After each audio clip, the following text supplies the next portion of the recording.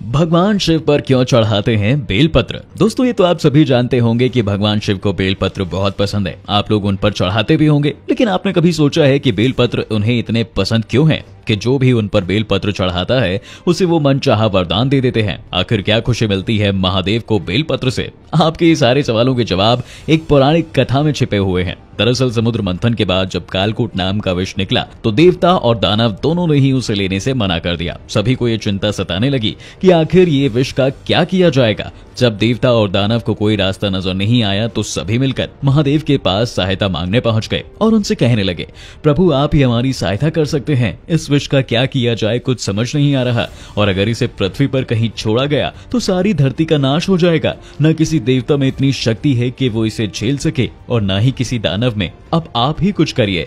तो सभी की भलाई के लिए भगवान शिव ने उस हलाहल विष को पीने का निर्णय लिया। सारे विष को पीने की वजह से शिव जी का गला नीला पड़ गया। ये देखकर तुरंत देवी पार्वती ने अपना हाथ महादेव के गले में रख दिया, जिसकी वजह से वो विष गले के नीचे नहीं उतर पाया। लेकिन इतना ज्यादा विष पीने की वजह से भगवान शिव का शरीर आग की तरह गर्म पड़ गया। उनका शरीर गर्म होने की वजह से आसपास का वातावरण भी गर्म होने लगा, जिसके बाद सभी देवताओं ने शिव को बेलपत्र खिलाना शुरू किया। आपको बता दें, बेलपत्र से विष का प्रभाव कम होता है। इतना ही नहीं, शिव जी के शरीर को ठंडा रखने के लिए देवताओं ने उन पर जल भी चढ़ाया, जिसके बाद महादेव के शरीर की गर्मी शांत होने लगी। और तभी से ये चीज शिव को बहुत पसंद है, क्योंकि इससे उनके शरीर को शीतलता मिलती है। इसलिए अगर आप महादेव पर एक लोटा जल और बेलपत्र चढ़ाते हैं तो शिव जी आपसे प्रसन्न होकर आपकी सारी मनोकामना पूरी करते हैं। अगर महादेव ने आपकी कोई भी इच्छा पूरी की है तो कमेंट में हर हर महादेव लिखकर हमें जरूर बताएं।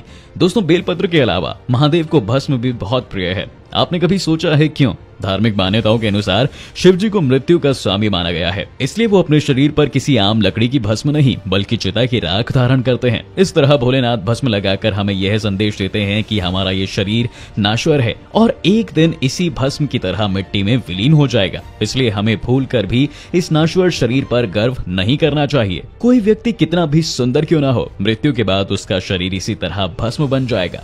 कहा तो ये भी जाता है कि भस्म भोलेनाथ का सबसे अहम वस्त्र है। वही संतों का भी एकमात्र वस्त्र भस्म ही माना जाता है। इसके साथ ही अघोरी, सन्यासी और बाकी साधु भी अपने शरीर पर भस्म रमाते हैं। आपको बता दें, भस्म की विशेषता होती है कि यह शरीर के रोम छिद्रों को बंद कर देती है। इसका मुख्य गुण है कि इसको शरीर पर लगाने से गर्मी में गर्मी और सर्दी में सर्दी नहीं लगती। भस्म त्वचा संबंधी रोगों में भी दवा का काम करती है। भस्म धारण करने वाले शिव ये संदेश देते हैं कि परिस्थितियों के अनुसार अपने आप को ढालना मनुष्य का सबसे बड़ा गुण है। एक प्रचलित कथा के अनुसार जब भगवान शिव और माता सती को प्रजापति दक्ष के यज्ञ के लिए निमंत्रण नहीं मिला तो माता सती ने क्रोध में आकर खुद को अग्नि के हवाले कर दिया था। उस वक्त भगवान शिव माता सती का शव लेकर धरती से लेकर आकाश तक हर जगह घूमे। विष्णु जी भगवान शिव की ये दशा देख न पाए और माता सती के शव को छूकर उन्होंने उसे भस्म में बदल दिया। अपने हाथों से सती की जगह भस्म देखकर शिव जी और परेशान हो गए और बाद में भस्म को देखकर माता सती को याद कर वो राख उन्होंने अपने शरीर पर लगा ली। और तभी से ऐसी मान्यता है कि बाबा भोलेनाथ को भस्म प्रसन्न करती है। दोस्तों आपको ये वीडियो कैसा लगा हमें जरूर बताएं।